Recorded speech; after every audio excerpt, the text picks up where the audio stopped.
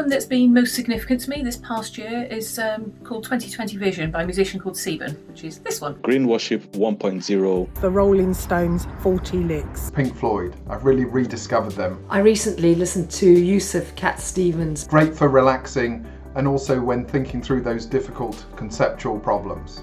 The music that I enjoyed most recently that was played was Daft Punk. Come From Away.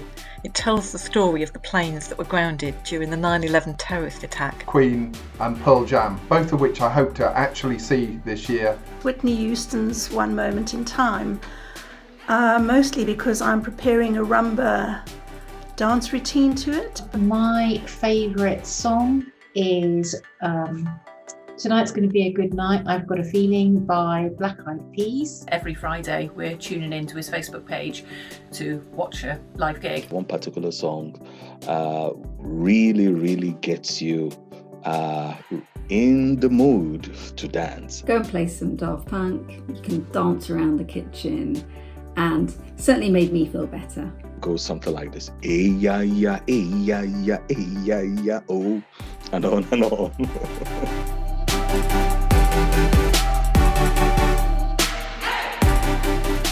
So in terms of shows that I'm binge watching, it would have to be Queen's Gambit, which I really loved. Past year we've gone through a lot of Netflix. The show we've been most enjoying at home is Money Heist, La Casa de Papel. My recommendation for TV shows is something called 5 Rooms, which is available on BBC iPlayer.